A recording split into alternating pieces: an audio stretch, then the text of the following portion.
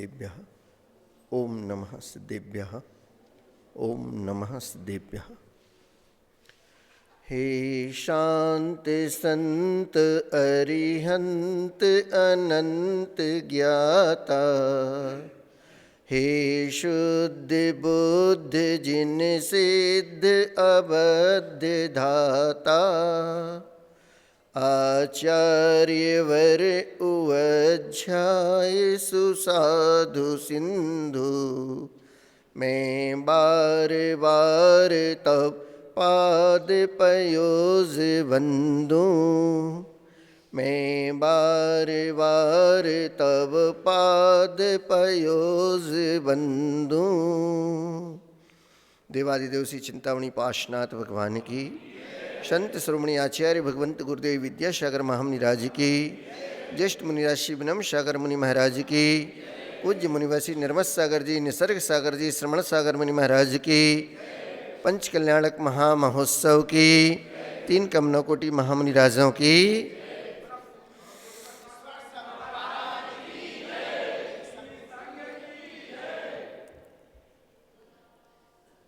आज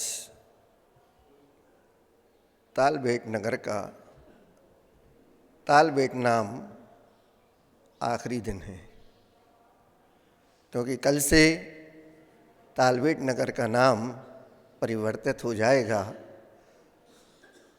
अयोध्या नगरी 22 तारीख को श्री राम जी पहुंच रहे हैं और यहाँ की अयोध्या नगरी तो कल 20 तारीख को ही तालबेट नगर की बन जाएगी।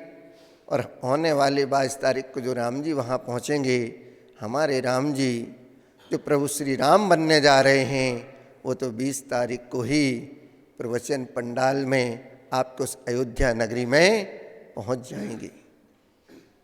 इंतज़ार की घड़ियाँ धीरे धीरे समाप्त हो रही हैं। बस आज रात्रि व्यतीत हुई और कल से आपको अयोध्या नगरी में ही रहना है और वहीं पे रह के ये 5-7 दिन का जो महोत्सव है, अनुष्ठान है, पाषाण से भगवत्ता को प्राप्त करने का, ये सारी प्रक्रिया आपको वहाँ देखने और स्वयं को करने का सौभाग्य प्राप्त होगा। यह पंचकालक महामहोत्सव पूज्य बड़े महाराज श्री कहते ही हैं कि कोई भी कार्य हो उसकी पूर्व भूमिका की बड़ी महती आवश्यकता और उसकी चर्चा बहुत ही महत्वपूर्ण हुआ करती है। क्योंकि यह पंचकल्याणक महामहोत्सव है, ये क्या है, इसी के बारे में आज थोड़ी सी आपसे चर्चा करूंगा कि तीर्थंकरों के निमित्त से देवों के द्वारा जो उत्सव मनाया जाता है उसका नाम पंचकल्याणक है, अथवा देवों और मनुष्यों के द्वारा जो तीर्थंकर भगवान के जीवन की विशेष घटनाएं हुआ करती हैं उसको उत्सव के रूप में, महामहोत्सव के रूप में हम मनाते हैं। और चूँकि सबका कल्याण हो, इस भावना को कल्याणक कहा जाता है। पंचकल्याणक जन्म और मरण से, संसार के विषय भोगों से, उनकी प्रवृत्ति से मुक्ति को प्राप्त कर लेना ही पंचकल्याणक कहलाता है। उसके अंतर्गत गर्भ कल्याणक, जन्म कल्याणक, निष्क्रमण अर्थात दीक्षा कल्याणक, ज्ञान कल्याणक और मोक्ष कल्याणक, हर तीर्थंकर भगवान के जीवन में ये 5 विशेष घटनाएं हुआ करती हैं। 5 विशेष घटनाएं। सबसे पहले होता है कि गर्भ कल्याणक। मनुष्यों को तो कुछ नहीं पता, सूचना कौन देता है, उत्सव कौन मनाता है, तो ये सारा कार्य देव पुनीत हुआ करता है। जब सौधर्म इंद्र का आसन कंपायमान होता है और जब वो देख लेता है कि भगवान माता के कुक्षी में प्रवेश करने वाले हैं, तो जन्म के पूर्व से ही 6 महीने पूर्व से ही वो सारी व्यवस्थाएं बनाता है। ये सारी प्रक्रियाएं आपको देखने मिलेंगी। महत्वपूर्ण ये नहीं है कि माता ने ऐसे तीर्थंकर भगवान को जन्म दिया। महत्वपूर्ण ये है कि माता का तो काम ही है कि पुत्र को जन्म देना, भोजन बनाना और मंगलाचार करना, ये 3 कार्य माताओं के हुआ करते हैं। पुत्र जने व्यंजन रचे, गावे मंगलाचार। महत्वपूर्ण ये है कि वो महान भव्य पुरुष जो देव गति से आ रहा है, सर्वसिद्धि से आ रहा है, और आकर किस माँ की कुक्षी में उसने रहने का मन विचार बनाया है। इतनी सारी माताएं हैं, पुत्रों को जन्म दिया करती हैं, लेकिन ऐसी कौन सी वह माता सौभाग्यशालिनी है जो एक तीर्थ को जन्म देती है। कहने को तो तीर्थंकर बालक है, लेकिन वो तीर्थंकर बालक तो अपने पुरुषार्थ से होगा ही, लेकिन आपने जो पुरुषार्थ किया धर्म, अर्थ और काम पुरुषार्थ के साथ, उसका यह फलश्रुति है कि ऐसे उस तीर्थंकर बालक को भी आपके पुण्य के साथ अपना पुण्य जोड़ना पड़ा कि आपकी उस कुक्षी में आकर उसको जन्म लेने का, रहने का उन्होंने भी सौभाग्य प्राप्त किया। ऐसे तीर्थंकर माता किस पुण्य के उदय से बनती हैं? सर्वार सिद्धि तय चये, मरु देवी उर आए, और 9वीं चैत्र अशैत की जजू तिहारे पाएँ। ये कहाँ पढ़ते हैं? आदिनाथ भगवान की पूजन की जयमाला में है शायद, ये स्थापना में है, ठीक है ना।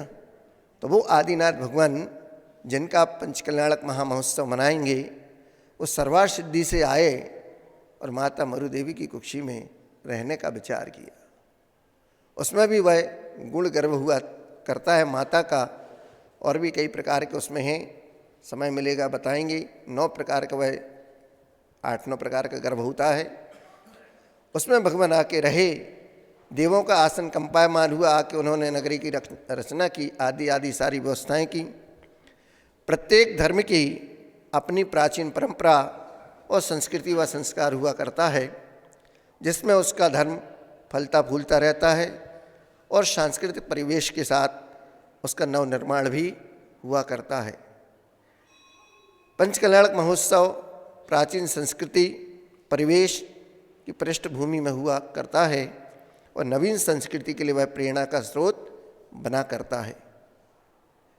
अपने धर्म की वृद्धि के लिए, धर्मात्माओं के लिए सलाह का पुरुष चरित्र को रखकर सामने आपके और अपने कल्याण के लिए एवं धर्म के रहस्य को जानने के लिए उनके जीवन में उस धुरी पर घूमती हुई जीवन की कुछ घटनाओं को जीवंत प्रसंग बनाकर प्रकट करके कि आत्मा से परमात्मा कैसे बना जाता है, उस यात्रा की पूर्णता की जाती है, या उसी का प्रतीक है पंचकल्याणक महोत्सव, जहाँ पर क्रिया और धर्म के संस्कार का संचार हर जनमानस तक पहुँचे कि कैसे, क्योंकि जैन धर्म में अवतारवाद नहीं है, यहाँ पर तो पुरुषार्थ धर्म के माध्यम से, चारित्र के माध्यम से आप जो करेंगे, उससे एक मनुष्य से परमात्मा और पाषाण से परमात्मा पंचकल्याण की प्रक्रिया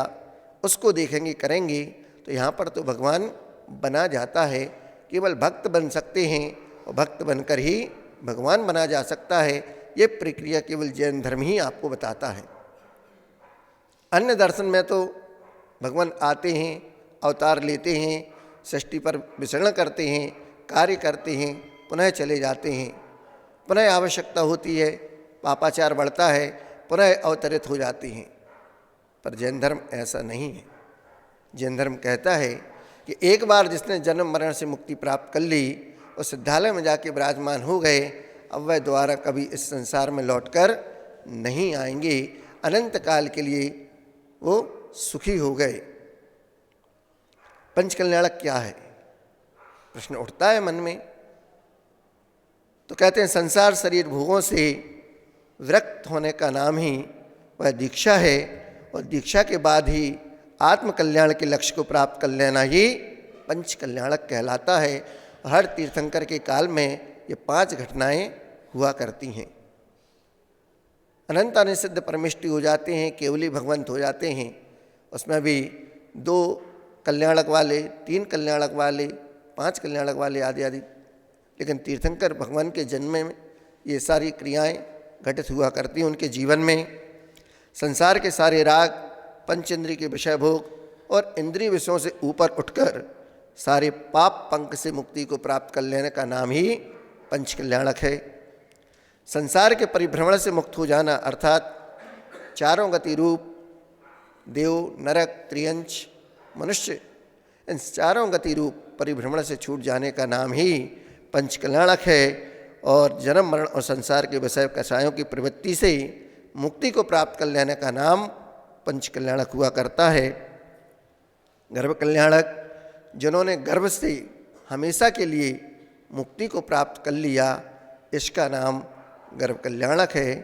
जिन्होंने संसार के भ्रमण से मुक्त हो गए अर्थात बार बार अब इस संसार में नहीं आएंगे, जन्म मरण इन सब से वो मुक्त हो गए, इसका नाम जन्म कल्याणक है।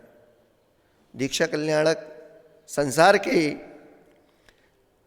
समस्त राग द्वेष विषय कषायों का मोह और उनमें आसक्ति एवं समस्त आरंभ परिग्रह का त्याग, पंच शून्य का त्याग जिनके जीवन में हो गया और पापों का त्याग करके ही दीक्षा ले ली, उसका नाम निष्प्रिक्रमण अर्थात दीक्षा काल है। और ज्ञान कल्याणक अपने आंशिक ज्ञान को, छद्मस्त रूपी ज्ञान को, उस अल्प ज्ञान को नष्ट करके संपूर्ण ज्ञान को प्राप्त कर लाना, ओनली वन, केवल ज्ञान, उसको प्राप्त कर लेने का नाम ज्ञान कल्याणक है। सिद्धांत दृष्टि से अगर हम देखते हैं कि जिस समय आत्मा अपने ज्ञानावरण, दर्शनावरण, मोहिनी अंतराय कर्मों को नष्ट करके जिस अवस्था को प्राप्त करता है, उसका नाम केवल ज्ञान कल्याणक है। देशना, समोषण आदि जब लगता है तो भगवान 3 बार तो बोलते ही हैं, 4 बार भी उनकी दिव्य ध्वनि होती है। और कोई विशेष महापुरुष आ जाते हैं, चक्रवर्ती आदि, तो असमय में भी भगवान की वाणी देशना फिर जाती है। और वहाँ पर एक बार में 3 मुहूर्त अर्थात 2 घंटे 24 मिनट भगवान की वाणी खिड़ती है। ऐसे दिन में 3 से 4 बार भगवान की वाणी खिड़ती रहती है। अब अंत में 5वां होता मोक्ष कल्याणक, जहाँ पर संसार और समस्त कर्मों से रहित होकर जो अवस्था प्राप्त होती है, उसका नाम मोक्ष हुआ करता है। और उस मोक्ष में पहुँच जाता है, सिद्धालय में विराजमान हो जाता है, वह कभी फिर इस संसार में लौटकर नहीं आता है। इस प्रकार यह 5 घटनाएं प्रत्येक तीर्थंकर के काल में घटित हुआ करती हैं। अब वो पंच कल्याणक आप मना तो रहे हैं, करने भी जा रहे हैं, पर उसका महत्व क्या है? तो पंच कल्याणक प्रतिष्ठा, गजरथ महोत्सव, ये परंपरा आज की नहीं है। आप सोचेंगे हम ही कर रहे हैं, तो आज की ये परंपरा नहीं है, ये बहुत ही प्राचीन परंपरा है। और ये प्राचीन परंपरा अन्यत्र और कहीं नहीं मिलती, केवल बुंदेलखंड में ही इस प्राचीन परंपरा का निर्वाह चल रहा है। और इसको देखकर और अन्य नगरों में, अन्य राज्यों के लोग भी करने लगे हैं। लेकिन यह प्राचीन परंपरा तो केवल बुंदेलखंड से ही प्रारंभ हुई थी, जो अविरल रूप से अभी तक चलती चली जा रही है। श्रावकों के अर्जित न्यायोपार्जित धन, उनसे यह अनुष्ठान होता है। मुख्य यजमान बनकर और सारे गांव की मनोहार भोजन, खर्च, दान के माध्यम से महामहोत्सव करता है। फिर समाजजन उसको बहुमान देते हैं कि आपने ऐसा महामहोत्सव कार्य किया और हम सबको भी उसमें सहयोगी बनाया। आप सबके उस पुण्य की मैं बार बार अनुमोदना करता हूँ। और सारी समाजजन मिलकर उस यजमान को बहुमान देते हुए फिर उनको कुछ पदवियाँ दी जाती हैं, जिनको आप संघई, सवाई संघई आदि सेठ कहते हैं। यह सब पूज्य गुरुदेव की कृपा से ही हुआ करता है। हमारे मुख्य यजमान तो वही हैं जिनके आशीर्वाद से ये सारा कार्य संपन्न होने जा रहा है। विशेष क्या है उसमें कि जिन पूजन, जिन प्रतिमा और पूजन की परंपरा, देव पूजन आवश्यक, यह सब क्रियाएं आज की नहीं हैं, आपकी युग के आदि में भी 6 आवश्यक कर्तव्य कहे गए थे श्रावकों के, उसमें देव पूजन उसको प्रथम स्थान दिया गया था। क्योंकि कोई भी कार्य होता है तो बगैर देव गुरु की आज्ञा के नहीं हुआ करता है। उनका सानिध्य, उनका आशीर्वाद हमें मिल जाता है तो हमारे सारे कार्य सानंद संपन्न हो जाया करते हैं। तो देव पूजन जो आवश्यक करता है वो समझो कि साक्षात अरिहंत परमेष्टि उनकी पूजन करता है, या फिर स्थापना निक्षेप से जो आपके अंदर देवों की स्थापना की जाती है वो सारे दिव्य दिव्य वस्तुओं के साथ साक्षात समूह शरण में भगवान के वो जाते हैं, पूजन करते हैं। और उनके यहाँ भी अकृत्रिम जिनालय हैं, 500 धनुष पद्मासन की प्रतिमाएं हैं, रत्नों की प्रतिमाएं हैं, उन सब की वह प्रतिदिन भक्ति भाव के साथ पूजन भक्ति करते हैं।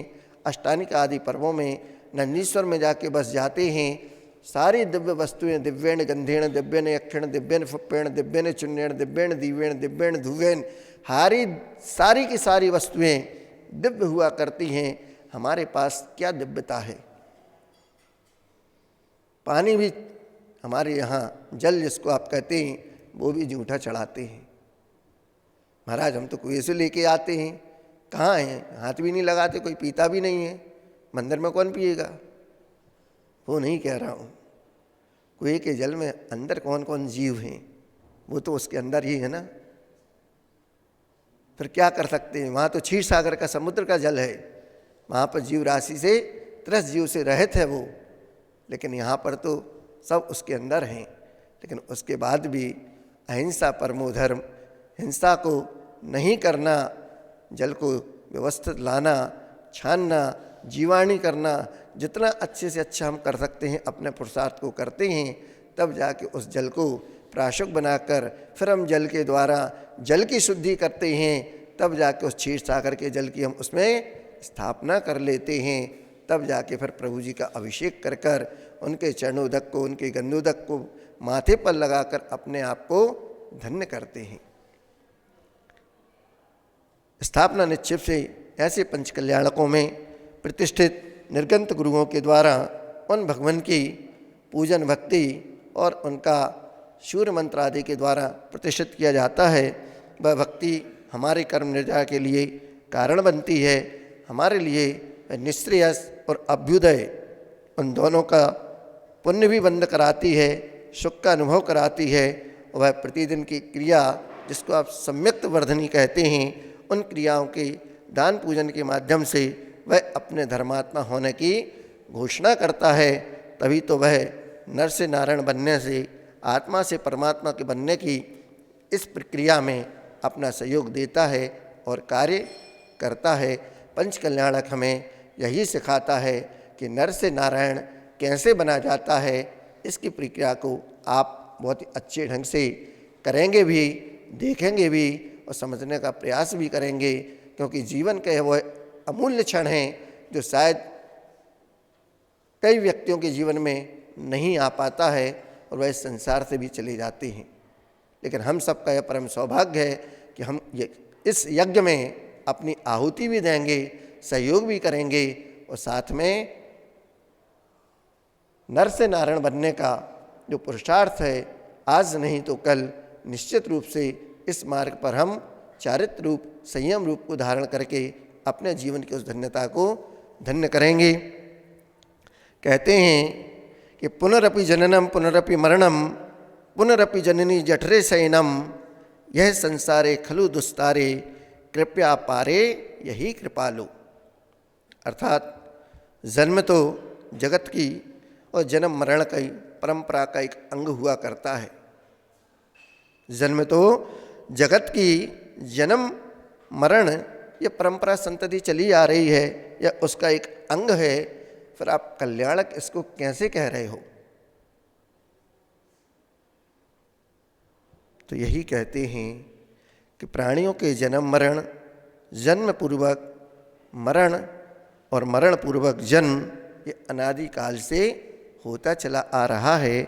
इसका समाधान यह है कि तीर्थंकरों ने अपने ज्ञान, दर्शन और चारित्र रूप जो भाव आत्म पुरुषार्थ के माध्यम से जन्म मरण की उस संतति का विच्छेद कर दिया है, उसके लिए प्रयास किया है। उसके फलस्वरूप उनका यह अंतिम जन्म है। इसके बाद उनका पुनः जन्म नहीं होगा। अन्य प्राणियों का तो जन्म, पुनर्जन्म, मरण सब कुछ होता रहता है। यह संसार की दुख परंपरा उनके साथ लगी हुई है, अतः उनका यह जन्म कल्याणक नहीं होगा। लेकिन जिन्होंने उस परंपरा का विच्छेद कर दिया है, तभी तो वह कल्याणक के रूप में मनाया जाता है। हमारा इतिहास जहाँ तक स्मृति है कि चंदेरी का जो गजरथ हुआ था विक्रम संवत 1893 में, ऐसा इतिहास मिलता है कि विक्रम संवत 1813 में बुंदेलखंड में जो अद्भुत चौबीसी का निर्माण हुआ था और उसमें प्रतिष्ठा पंचकल्याणक गजरथ महोत्सव के साथ जो संपन्न हुआ था धार्मिक समारोह, उससे अधिक प्रभावित और कोई नहीं हुआ करते हैं। ऐसे उस समय चंदेरी में जो अद्भुत चौबीसी विराजमान हुई है और जो पंचकल्याणक गजरथ महोत्सव हुआ था, ऐसी धर्म की प्रभावना शातिशय हुई थी। तब से लेकर यह अविरल रूप से चली आ रही है। अन्य प्रांतों में श्रावकों ने इस प्रक्रिया को देखा तो वो लोग भी प्रभावित हुए। तब जाके फिर राजस्थान, महाराष्ट्र, कर्नाटक आदि कई जगहों पर इस परंपरा को चालू किया गया। पहले वहाँ पर ये नहीं हुआ करते थे कि ऐसे भगवान बनते हैं। ये सारी प्रक्रिया आपके इस बुंदेलखंड के इतिहास से प्रभावित होकर लोगों ने उसको अपनाया है। और यही कारण है कि बुंदेलखंड की परंपरा अन्य सुदूर ग्रामों में, प्रांतों में भी प्रारंभ हो गई है। ऐसे बिहार, राजस्थान आदि में भी पहले नहीं थी, अब सब जगह हो गई। महावीर जी वहाँ पर भी महावीर भगवान की जब स्थापना हुई थी और हर वर्ष जो वहाँ पर रथ यात्रा होती है वो भी इसी परंपरा को लेकर हुआ करती है। आचार्य भगवंत गुरुदेव विद्यासागर जी महामुनिराज जब अपने संग के साथ बुंदेलखंड में पधारे, तब इसी ताल भेंट होकर के श्री बड़े बाबा के दर्शनार्थ जब गए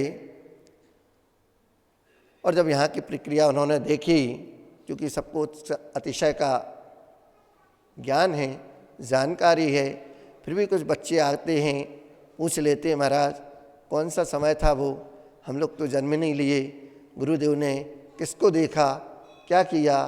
तो ना मैंने देखा, सुना ही है।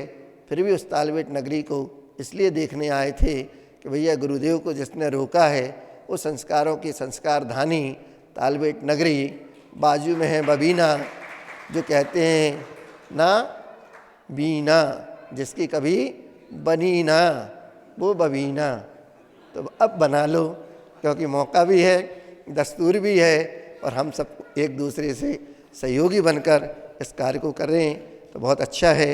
श्रीधर केवली भगवान की वह निर्माण भूमि अतिशयकारी श्री बड़े बाबा आदिनाथ स्वामी के पावन पुनीत धरा पर कुंडलपुर में जब गुरुदेव का प्रथम चातुर्मास हुआ था, आचार्य श्री की उस चर्या को देखकर भक्तों ने पूज्य गुरुदेव के श्री चरणों में, बड़े बाबा के श्री चरणों में अपना समर्पण किया। तो आचार्य भगवंत ने अभी बड़े बाबा के दर्शन करके, भक्ति देख करके अपना पूरा जीवन बड़े बाबा के चरणों में समर्पित कर दिया, उनकी सेवा में लग गए। तब से लेकर बड़े बाबा और छोटे बाबा की यह जोड़ी अजर अमर हो गई और शिष्य गुरुदेव बड़े बाबा के बनकर रहे, जोड़ी जयवंत रहे, अमर रहे। आज आचार्य भगवंत हम सबके आराध्य, वर्तमान के वर्धमान, जिनकी कृपा पात्र आप सबके ऊपर बरस रही है। गए थे भाई लोग आपके पंचकल्याणक की पत्रिका लेकर आचार्य भगवान के श्री चरणों में आचार्य निमंत्रण की जो प्रक्रिया हुआ करती है। मैंने पहले ही कहा कि बगैर देव और बगैर गुरु की आज्ञा के ऐसे महामहोत्सव सानंद संपन्न नहीं हो सकते। जब तक उनका हमें आशीर्वाद नहीं मिलेगा हमारा कार्य सफल नहीं होगा।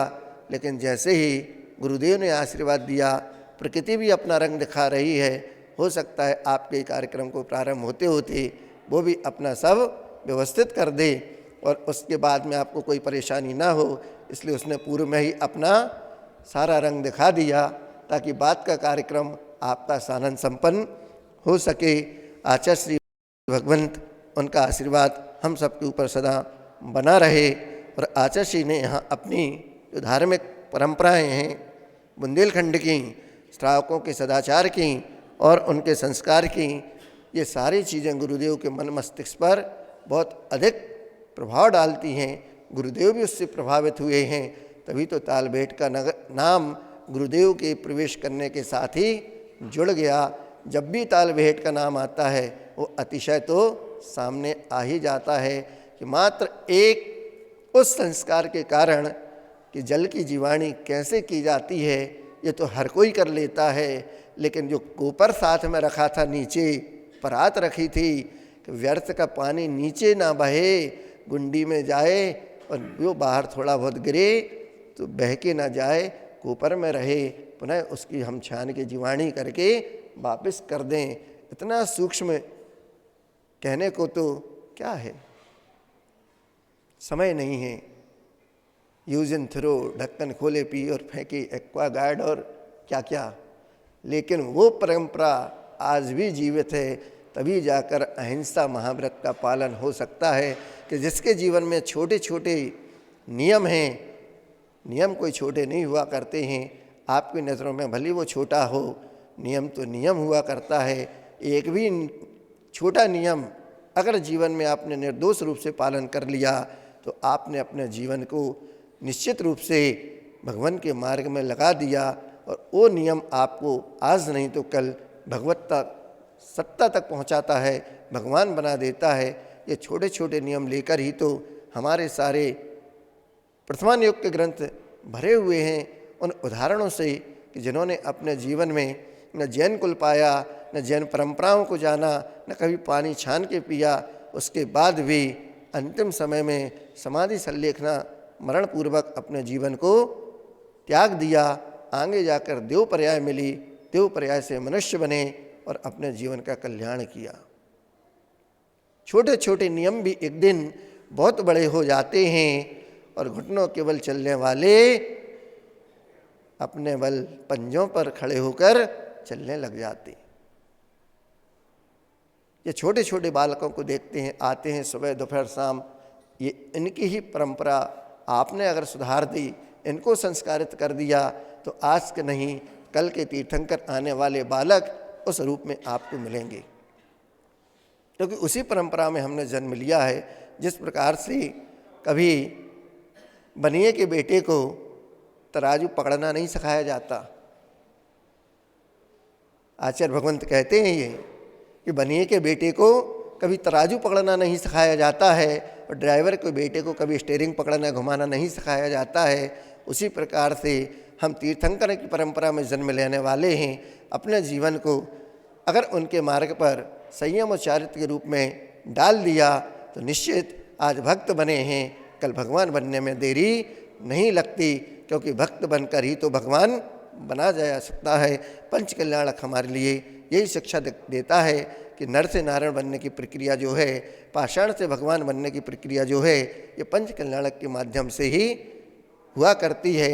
आपको सद्गुरु का सानिध्य मिले, सद्गुरु का आशीर्वाद मिले, उन्हीं की कृपा से भगवान बना जाता है। तभी तो कहते हैं गुरु गोविंद दो खड़े काके लागू पाएँ और बलिहारे गुरु आपकी गोविंद दियो बताए। गुरु भी खड़े हैं, भगवान भी खड़े हैं, लेकिन कौन के पहले चरण वंदना कर लूँ प्रभु, ये हमारे ऊपर कृपा करें। मैं दोनों को अपने हृदय में विराजमान करता हूँ, मस्तक पर धारण करता हूँ, लेकिन पहले किसको करना तो दोनों की है, लेकिन पहले किसकी। बड़े असमंजस में रहता है वह भक्त। तो गुरुदेव कहते हैं भगवान हैं, भगवान की पहले चरण वंदना कर लो। भगवान कहते हैं अरे भगवान तो मैं बाद में हूँ, तेरा भगवान तो तेरे सामने खड़ा है। जिसने इस भगवान से जिसका परिचय कराया वो पहले तेरा भगवान है। इसलिए गुरु हमारे जीवन में बहुत आवश्यक हैं, क्योंकि जिसके जीवन में गुरु नहीं उसका जीवन शुरू नहीं, ऐसा कहा जाता है। लेकिन गुरु भी कहते हैं मुझे भी मेरे भगवान ने दिया, मैंने भी आपको दे दिया। न कभी स्वामित्व न कर्तव्य बुद्धि से अपने आप को वो ढालते हैं, वो तो ये कहते हैं बस कर्तव्य करो, अपना कार्य करते रहो। भगवान के चरणों में समर्पण और त्याग की जो पराकाष्ठा हुआ करती है उसी को तो भक्त कहते हैं। किसी ने पूछा कि गुरु और भक्त में अंतर क्या है, शिष्य और भक्त में अंतर क्या? बोले मैं तो बहुत चाहता हूँ गुरु को, मेरे जैसा तो कोई भक्त हो ही नहीं सकता गुरु का। शिष्य कहता है मैं भी तो दिन रात सेवा करता हूँ गुरु की, पता नहीं मैं गुरु के चरणों में स्थान बना पाया कि नहीं बना पाया, मुझे नहीं पता।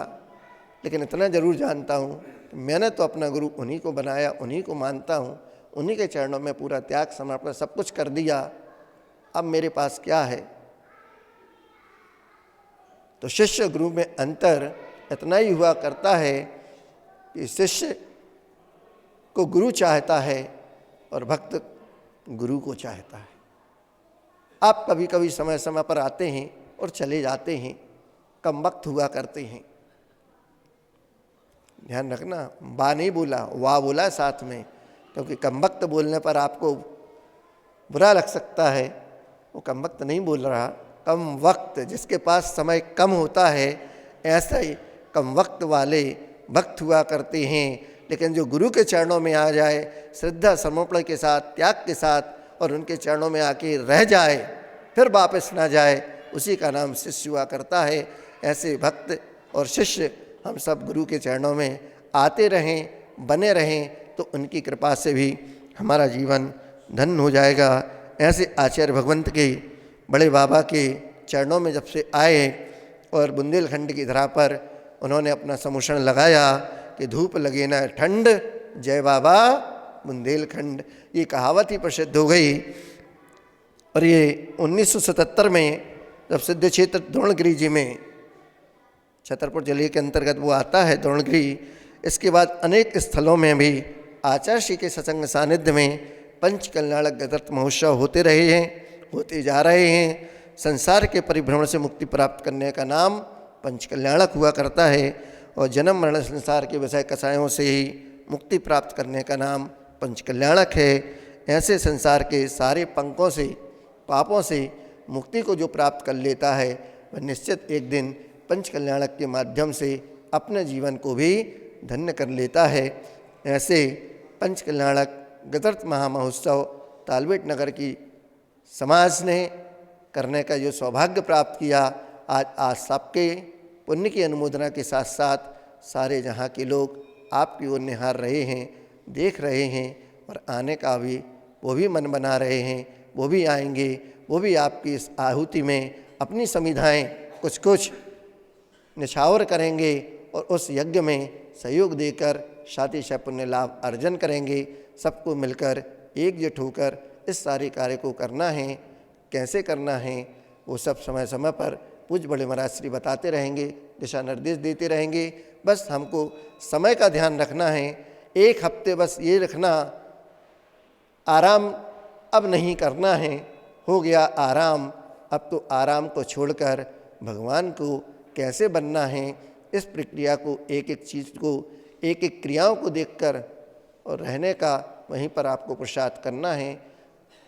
मौसम अपने अनुसार काम करेगा, देव आपकी सहायता करने ऊपर से भी आएंगे। बस आपको अपना कार्य करना है और सानंद संपन्नता के साथ पूज्य गुरुदेव के श्री चरणों में आप सबके जीवन की मंगल कामना के साथ बार बार यही निवेदन है।